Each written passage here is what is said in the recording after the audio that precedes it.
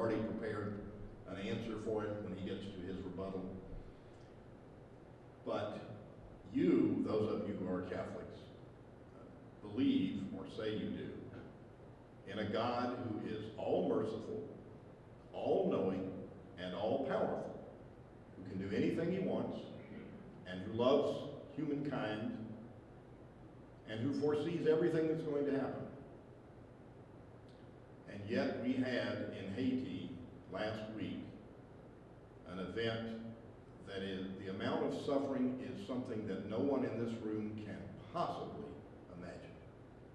It is truly more pain, more unhappiness, more misery than all of us put together could possibly imagine. You have probably read some of the stories.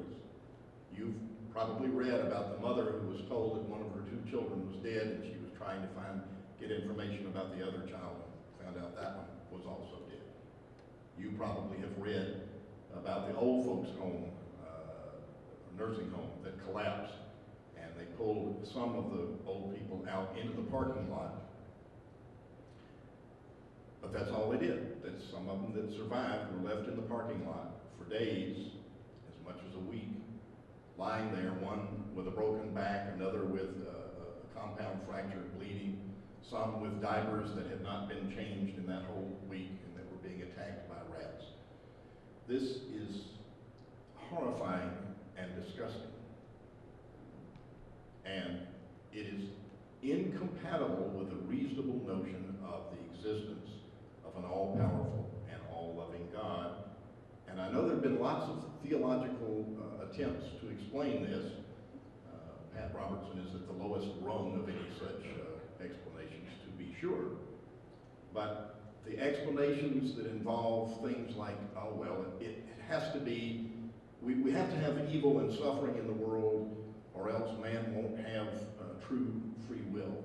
We'd be automatons if God keeps these most horrible things from happening. But these same theologians will tell us that our future reward is in some life that we don't fully understand. I'm not trying to pretend that it's paved gold streets and people playing harps. But if it's not a state of existence where we are all, not we, be you all, I won't be involved, I understand, where you have automatons there, then that must mean, by this definition of free will, that there must be the same sort of horrible things there. It makes no sense. There were babies unyet born, fetuses for some of us, babies for some of you, not yet born, who were killed in that earthquake.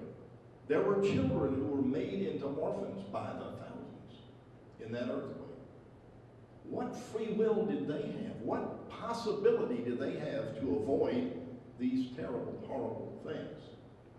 So I submit to you that it is not possible to reconcile the view that you have of what God is love, unless you concede that he has no power, with this view. The other thing about Haiti, though, it's not the most important thing I really do think is this, the problem of suffering, the problem of evil. And of course, it's not just human suffering. I mean, I could show you a National Geographic video of a cougar tearing a cute little bunny rabbit limb from limb and eating him while he's still alive, and convince you that suffering is not only human suffering. And nowhere in Catholic theology, as I understand it, is there any belief that that suffering has a purpose for rabbithood. And this suffering is very, very real and very important and inexplicable in theological terms. There are games that can be played. We're supposed to understand that these are God's ways, not our ways, that we cannot see that bigger picture. I would certainly agree that we don't understand everything there is to understand, but it makes a great deal more sense to interpret and explain and understand these things in terms that science and other specialists give us than to imagine that there's some creature who understands, some being that's greater than us, that understands this and doesn't have the courtesy or the decency or the humanity, and that's the word I want to to explain to us why it has to happen just doesn't make any sense. The other part of Haiti, though, is not just the need for a theodicy, an explanation of why God allows this kind of evil. The other part of Haiti is the great additional suffering that was brought and is still being brought to the people of Haiti by the fact that they are religious. Throughout the streets of Haiti, you can still hear people praying. They prayed in the Catholic Church that was destroyed and the Archbishop killed by this earthquake, and the seminarians in the nearby seminary that were killed in this earthquake. They prayed in the ruins, the rubble of that church. God, why have you done this to us? Because they are religious and not atheists, they believe that there has to be a theological explanation, not just a geological explanation, for what has befallen them. And that belief is increasing their suffering. I don't mean to imply that if they were atheists, they wouldn't be suffering. Of course not. When a building falls on you, or your child is killed, or you don't have food and water for a week, you suffer no matter what your beliefs are, or your lack of beliefs. But their religious beliefs add to their suffering. Now, don't misunderstand me. I understand probably everybody in here, I hope everybody in here, has done something to try to help the people of Haiti. Whether you're a free thinker, an atheist, or a Catholic, I can't imagine that you haven't contributed some money, sent some help in some way to those suffering people. But I would have to quote Robert Greene Ingersoll, who said, "Hands that help are better far than prayers, lips that pray." That's the way he said it. We must help our fellow human beings. There's no question about that. If Charles wants to see that as a transcendent value, I'm fine with that, with his seeing it that way. I see it as a human value, one that we have evolved, and it's a great one, and I don't see it in any way contradictory to naturalism. I'm veering ahead into my rebuttal. I'm not supposed to do that, sorry. So Haiti is a problem because of the problem of suffering and evil, and of course it's not the only one. We all know about the tsunami in 2004 that killed over 200,000 people. I don't really think it makes any difference, but in case you have this kind of a logic in thinking, the people of Haiti are 80% Catholic. It was a Catholic archbishop that was killed in this earthquake. Now, in 1994, in Piedmont, Alabama, a church service was being held on Palm Sunday. In the middle of the church service, a tornado hit the church, killed 20 people, including the 4-year-old daughter of the chief clergy person that day. Now, I actually imagine that there are people who believe that somehow that was connected to the fact that the clergy person was female, and the Bible says you shouldn't have women teaching and instructing men, or that they were Methodists instead of Presbyterians or Catholics or whatever. That kind of thinking is absurd, and I'm certainly not accusing Charles or any of you of that sort of thinking.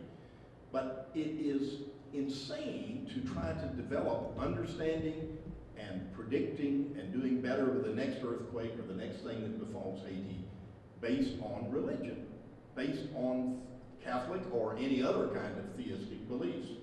These things make no sense, and the kinds of things that do make sense, I wouldn't put it all under the rubric of science, although I agree that we should value science and scientific method very highly. There are solutions, but they are solutions that involve reasoning and not assuming that there is some big daddy in the sky that is going to take care of this. People that pray for the, and I saw a church sign, it wasn't a Catholic church, but I saw a church sign yesterday that said, think of the people of Haiti, pray and help. But praying is one thing and doesn't help. Helping is another. Praying might help the person who's doing the praying, make them feel better about themselves. It's not going to help the victim. You've got to get out and do something to do that. Let's go back to the, I've lost track of time. Let's go back to the disobedience thing. And Charles has made the point that Catholics have faith, and all Christians claim that they have to have faith. But how do you decide what to have faith in? Where do you start? What is your test for truth? If you tell me, well, my test for truth is that my Catholic Bible, I'm not a Catholic, I'm not pretending that I have expertise, but if the Douay Bible or whichever the version of, not the King James, that I know, is something you refer to, or if your priest tells you something, or if you get something from the Holy Father, how do you know that that is the correct authority, the correct thing for you to obey? How do you explain that across the globe, the best explanation for why people believe what they believe is not theology? It's not carefully reasoned essays or documents or talks from Charles Gurnesi. It's demography. It's who your parents and your culture is. The vast majority of people in this world who are Catholics were born to Catholics. The vast majority of people in this world who are Muslims were born to people who were Muslims. The vast majority, it's even true for those of us who are not theistic, the vast majority of people who do not have theistic religions or beliefs were born to people in China and places like that where they don't have. We inherit our religious beliefs most of the time, most of us. People change, they go from being a Presbyterian to being a Methodist, but rarely do they go from being a Presbyterian to being an Islamic, or vice versa. And even more rarely do they go from being an atheist or a Catholic to the opposite.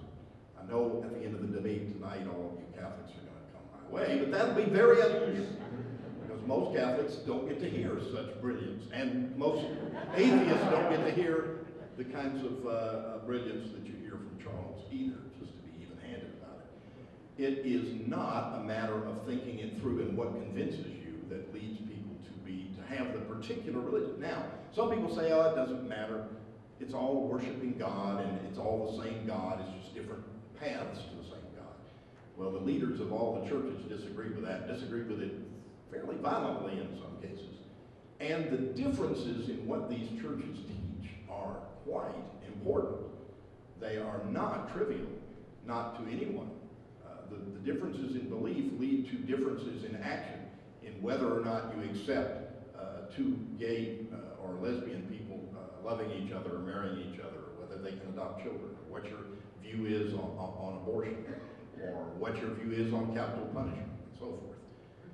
I would also submit to you that there is within every religion that I know about, including American Catholicism, considerable disobedience, despite the important stress on it by the church. American Catholics are quite likely to practice birth control, and some of them engage in abortion. American Catholics are quite likely to disagree on capital punishment, even though the church has no ambiguity about that. So, why does any human being think they have the right to disobey the authority that they decide is the correct one? But more importantly, how do they come to any conclusion as to what the correct one is? Now, I'm going to talk at considerable length about Charles's points when I get my rebuttal, but I think it's time to hear from Mr. Gurnesi again. Thanks.